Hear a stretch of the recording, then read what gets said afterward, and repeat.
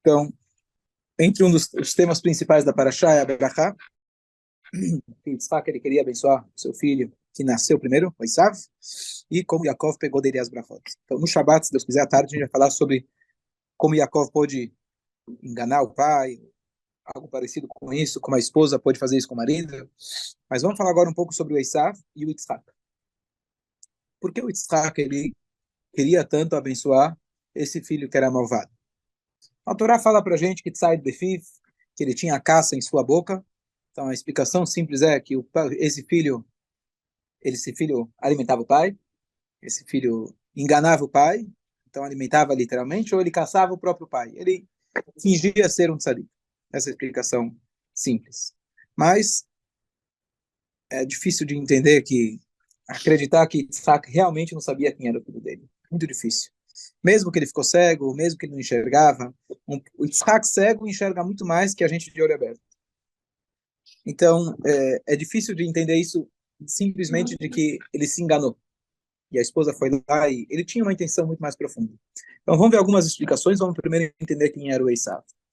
A primeira pergunta que surge é: a Rivka estava grávida, ela vê que o bebê queria sair quando passava na frente da balada, queria sair na frente na hora que passava na frente da Yeshiva, ele fala, esse cara se decide. É bipolar. E aí, então, o Shem fala para ela, em nome de Hashem, que são 2 filhos. Tá bom, são 2 filhos, ela se acalma. Mas como é possível que Deus que dá para a gente o livre-arbítrio, que é o ponto mais básico de toda a Torá, que Hashem ele não predestina as suas atitudes, você tem essa escolha, de que esse bebê já na barriga já queria fazer idolatria? Bom, o que você espera? Claro que ele não vai ser tzadik. Ele já não é nem culpa dele. Ele não fez nada ainda. A formação. Pode acontecer. Se Deus nos livre, a compatibilidade dos pais tem algum problema, pode causar uma má formação. Estamos falando aqui da má formação, né, da índole. Estamos falando aqui, a gente trouxe semana passada inteira, como Rivka era um doce, como a Rivka era o melhor dos melhores. O Yitzhak, o pai, filho de Abraham, primeiro que nasceu judeu, fez Brit Milá com 8 dias. A genética era maravilhosa. Bom, Então, olha o irmão da Rivka, olha o pai da Rivka. Boa. Está tendo uma linha legal. Quem ele puxou? Quem vem? Boa pergunta. De quem ele puxou? Porque não tem muito antes dele. Às vezes puxou de algum descendente. Descendente, não ascendente. Fala. Essa história Descendente. Fala. De se mexer, fica uma dúvida muito forte em relação ao livre-arbítrio. Isso que eu estou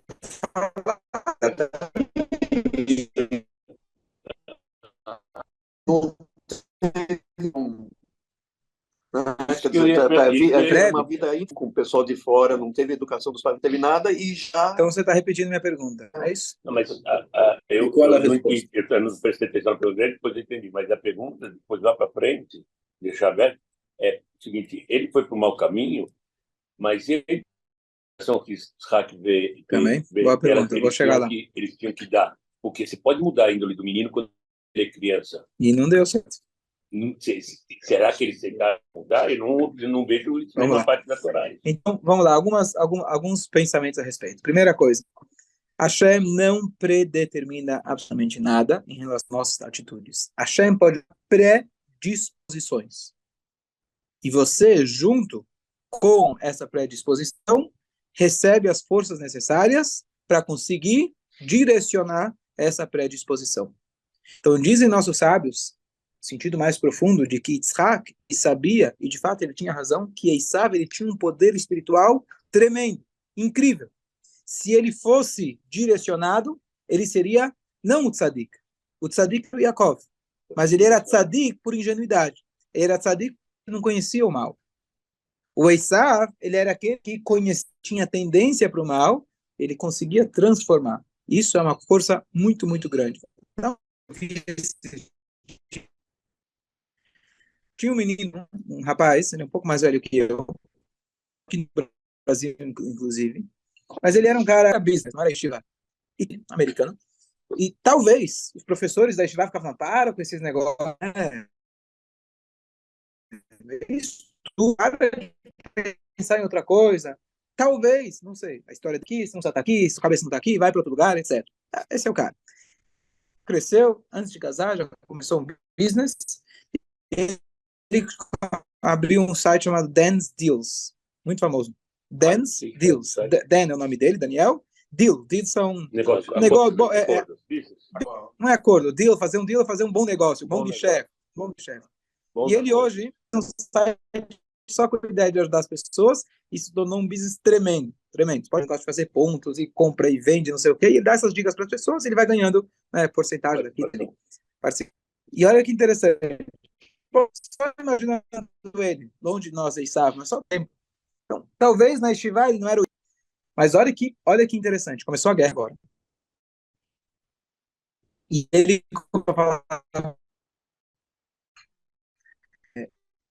deals, né? Negociações. Tem muito filim, eu vou patrocinar 10 filim gratuitos. Se comprometer, eu vou patrocinar. Feito.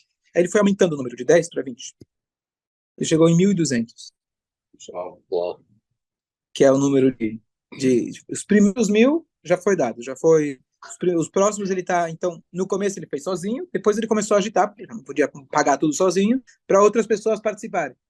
Então você vê a força de uma pessoa que se ele tivesse na Estivá estudando hoje, ele estaria colocando os filhinhos. Ótimo, teria acordado mais cedo para usar o Vatiquino. Maravilhoso, fantástico. A gente precisa de gente assim. 1.200 pessoas colocando.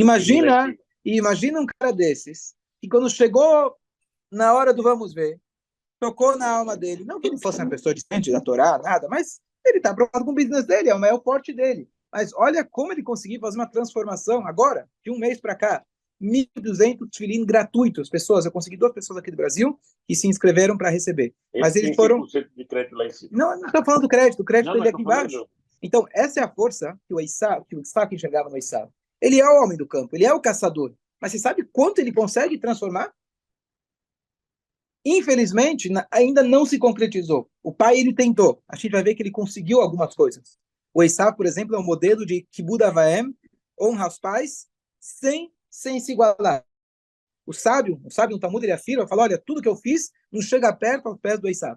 Então, ele teve algumas coisas que ninguém tira dele. Por isso, Jacob tinha medo quando eu estava voltando. Também. Então, essa era essa resposta em relação ao livre-arbítrio. Ele não é que não tinha livre-arbítrio, ele tinha uma natureza de se envolver com o mundo. Só que ele pode usar isso para um lado, ele pode usar para o outro. Yitzhak, ele não perdeu a confiança até o último instante, ele quis dar a brachá para esse filho, para que ele pudesse realmente fazer uma transformação que nunca ia poder fazer. Mas a brachá dele foi diferenciada. Eu não sei. De quem? De Esav? Sim, porque o Yaakov já tinha pego. Mas ele não deu alguma brachá com alguma coisa... O Humás de hoje ele fala: o que adianta eu te dar brachá? Se eu já falei que ele vai ser o amo, você vai ser escravo. Então, quanto mais dinheiro você tiver, o dinheiro vai ser dele. Mas ele fala para ele: quando ele pecar, o Humás de hoje, você é uma força. Você vai perder, você não vai ter mais o jugo dele e você vai poder ter a tua liberdade. Tá lá. É isso que a gente falou: Leom, Dom e Mats. Um ou não ganha, outro perde. A gente precisa dar força pro Yaakov. Com força, sim. Para a gente ver no nosso dia a dia. Primeiro, nunca ninguém pode dizer Hashem já para saiba, e tudo isso para adicionar isso daqui. Primeira coisa, ele ficou cego, talvez quando ele estava, tem 3 opiniões como ele ficou cego, mas essa frase eu repito todo ano que é incrível. Está escrito com uma das opiniões que ele ficou cego, é porque quando ele foi ser ofertado como Akedat Yitzhak, os anjos choraram de emoção naquele momento, e a lágrima deles, seja lá o que significa, deixou ele cego. A segunda opinião é que Vatiena Moratruach, as esposas de Esav, eram um pé no sapato, uma coisa horrível dentro da casa de Yitzhak. E a idolatria que elas faziam, a fumaça, deixou ele cego. Imagina você, tentando cumprir o Shabat, você tem 3 noras lá, 2 no começo, que estão com a televisão no máximo. Elas vão lá e fazem balada na tua casa na sexta-feira, na hora do Kiddush. O que você faria com um filho desse, com a esposa desse? Olha, a porta está daquele lado. Quer entrar aqui? Por favor, senta bonitinho, bota aqui, senta aqui, faz o Kiddush, come bonitinho e fica em silêncio.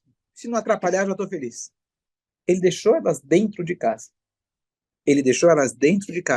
a ponto que ele viu que aquilo foi prejudicando ele. Não era nem a fumaça física, estamos falando aqui uma fumaça espiritual. Imagina para o Yitzhak, Olat Mimá, aquele que Deus fala, você não pode nem sair de Israel. Ele não podia ter mais que uma esposa. Ele não podia se casar com uma serva, como aconteceu com Abraham, com Jacob. É o Olat Mimá. No momento que ele foi elevado como um holocausto para Deus, Deus falou, você é sagrado, você não pode sair fora de Israel, você não pode... A serva, mesmo quando demorou para ter filhos, ele poderia se casar com uma serva, mas ele não teve, Deus não deixou. Então, você imagina a dor que era para ele, a ponto de ele ficar cego. Está escrito uma pessoa que Deus nos livre é cega, é considerado como morto, ele só perde o prazer na vida, não tem nem o que falar. Mas ele aceitou tudo isso, para quê? Para manter o filho dele dentro da casa. O filho dele podia estar sendo a pior coisa, mas você quer fumar, você quer fazer besteira, é aqui em casa, você não vai fugir. Eu não vou deixar você sair. Fala. O negócio das lágrimas dos anjos. Ele ficou cego com que idade? Com 40 ele casou, 37 foi conforme essa opinião, foi quando ele tinha 37 anos que ele perdeu a visão. A segunda então, opinião... Quando ele foi ser sacrifício, foi que ele perdeu a visão. Conforme ele ficou cego conforme o Yitzhak, para que o Yitzhak, o Jacob pegasse as brachot. Onde estávamos? Bom, então, aqui a gente vê como ele nunca desistiu de um filho malvado. E aí você vira e fala, bom, tudo bem. Nice try, se fala em inglês. Você tentou. Tem uma explicação que fala, muito bonita, o pai gostava de Esav, pode ter as suas preferências. Mas a Torá não fala que ele gostava de Esav, ponto final. A Torá falava, ele gostava de Esav já que ele caçava. Ou porque ele gostava da comida, ou porque o filho caçava e enganava o pai. Não precisa de uma explicação. Ele gostava do filho. A Torá vai lá e coloca uma explicação. Ele gostava desse Então, provavelmente você vai falar, bom, como que ele ia gostar de um rachá? Por isso fica, olha, ou ele era enganado, ou que o filho...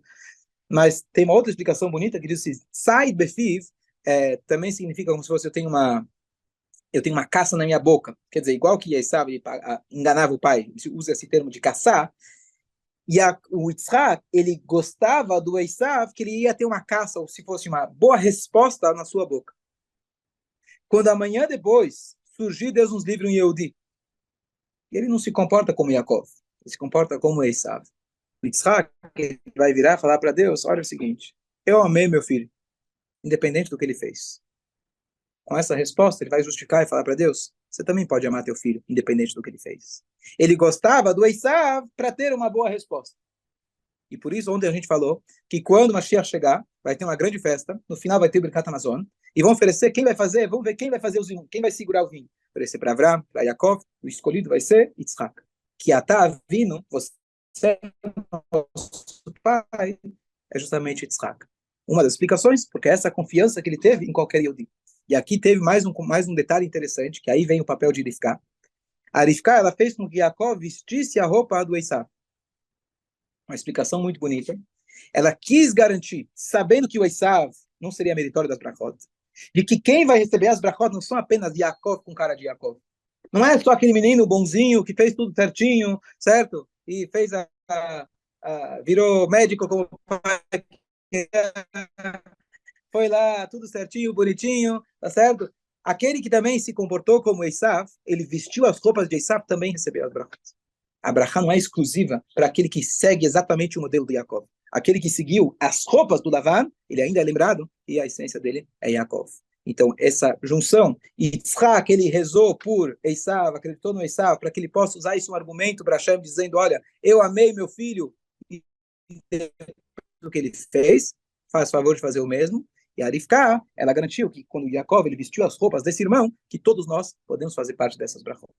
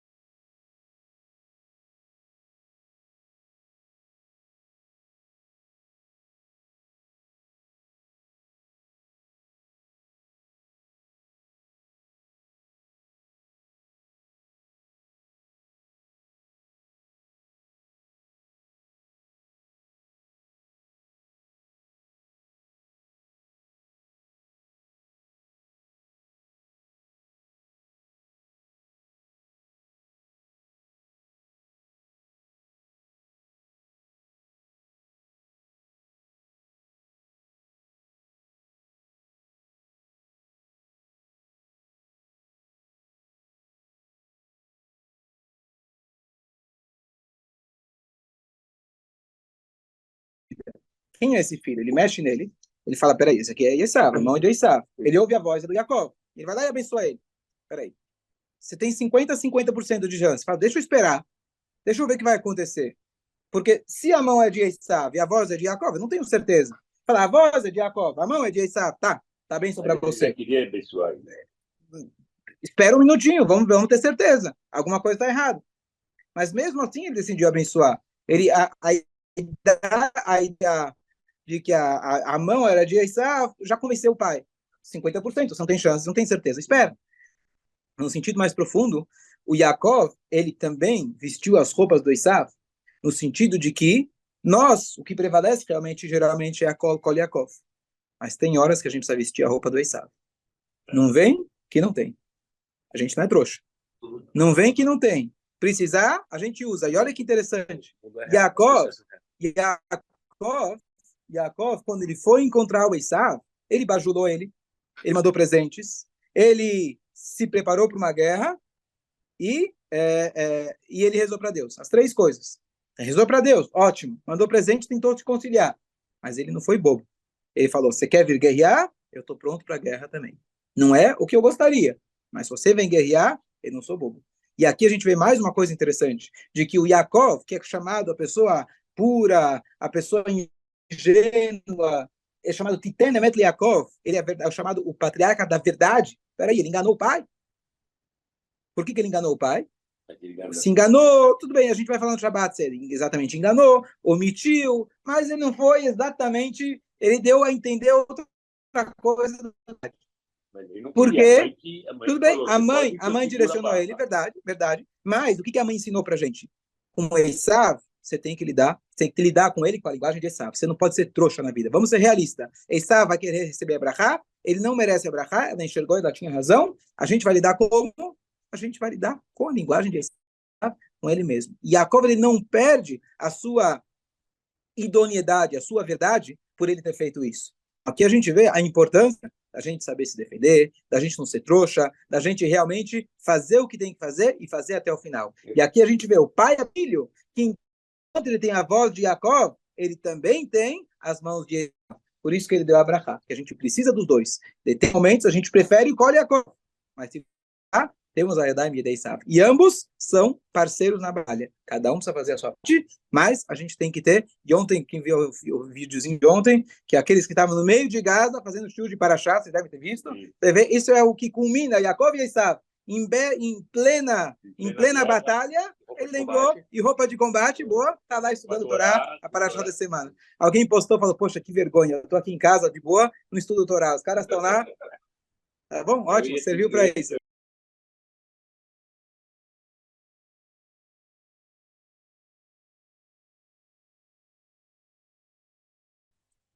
O que a gente tira hoje disso? Você acabou de responder maravilhosamente bem. Mais uma muito bonita. Então, no final das contas, você vira para Yitzhak e fala, poxa, você tentou, foi bonito, maravilhoso, aprendendo a lição, mas não deu certo. Desculpa, olha que Esaú, ele deu origem para Amalek, só para falar. Olha que nachet você teve. Olha a nachet, você educou teu filho, deixou ele dentro de casa, quase esposa, você ficou cego, olha o nachet você teve, nasceu Amalek. Mas olha que bonito, olha que bonito.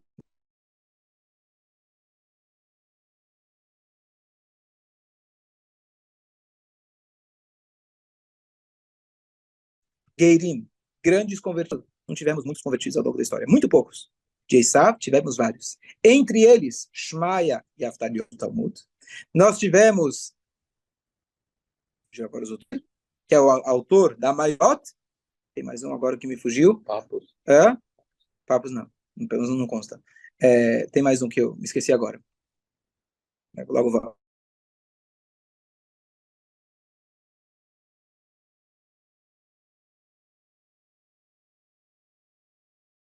Que o pai, da confiança, que o pai passou muita semente, que muitos anos depois veio e brotou e benefício para o povo de Israel. Viu? O Esaú queria matar ele. Ele contratou seu filho, aquele que você contrata para matar, como chama? Tem nome? E passa.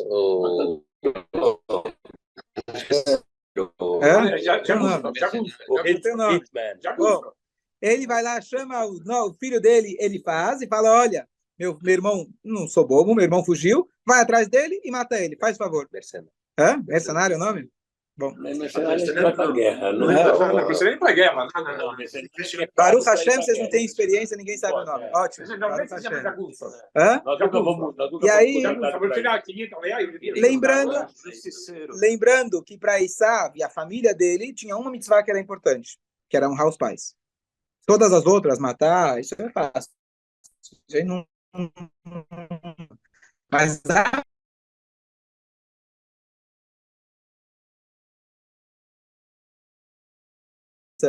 chega na hora, ele vê Yaakov. Yaakov fala, olha, você quer me matar?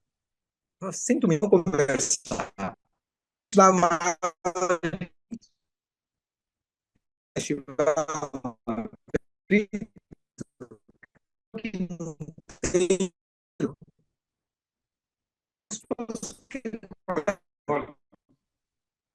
Aqui minha carteira, meu cartão de crédito, aqui a senha do meu...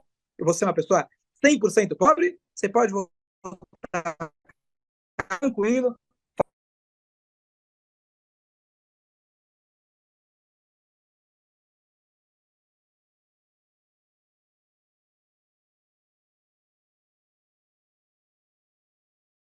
Não porque tinha estudado, porque ele cresceu no colo de Yitzhak.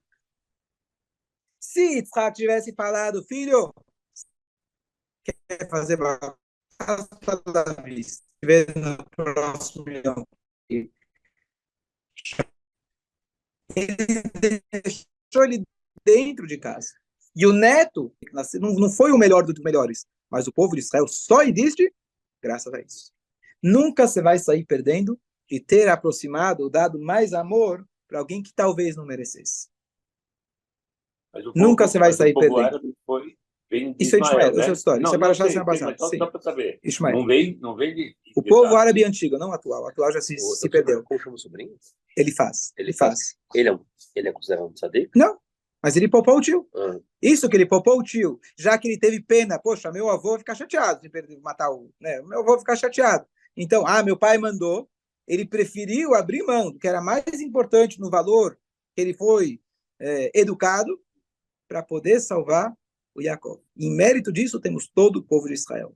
Então, nunca pense que se eu for abraçar alguém, talvez, eu acho que não mereça, vai sair alguma coisa disso. Muito pelo contrário.